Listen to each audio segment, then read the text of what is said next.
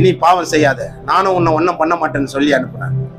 அந்த பொண்ணு தான் பிற்காலத்துல மனம் திரும்பி ஒரு பெரிய ஆசீர்வதிக்கப்பட்ட பெண்மணியா வந்தான்.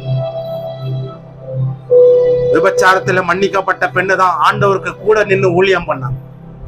அப்படிப்பட்ட ஒரு ஆசீர்வாதம் அந்த பெண்ணுக்கு கிடைத்தது. காரணம் தேவ அன்பு. தேவன் எல்லார் மேலும் அன்பா இருக்கிற, யாரையும் அவரு குற்றப்படுத்துகிற தேவன் அல்ல, நியாயம் தீர்க்கிற தேவன் அல்ல.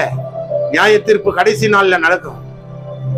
உன்னை ரட்சிக்கணும்னு தான் அவர் வந்தார், உன்னை காப்பாத்தணும்னு வந்தார், உன்னை குணமாக்கணும்னு வந்தார், உன் பிணி பீட நீங்கணும்னு அவர் வந்தார், உன் தோஷம் மாறணும்னு வந்தார், உன் சாபம் நீங்கணும்னு வந்தார். இதை நீ விசுவாசிச்சினா, இதை நம்பினா, இயேசு பிறந்த அர்த்தம் உனக்கு புரியும். இயேசு ஏதோ பிறந்தாரு பெத்லகேம் ஊரில நீ நினைக்க கூடாது. இயேசு பிறந்ததே என்ன, ஏதோ ஒரு பொல்லாப்புல மாட்டி கிடக்கிற என்ன காப்பாத்தும்படி வந்தார். ஏதோ பொல்லாங்குகளில சிக்கி கொண்டிருக்கிற என்ன விடுதலை ஆக்கும்படி வந்தார்.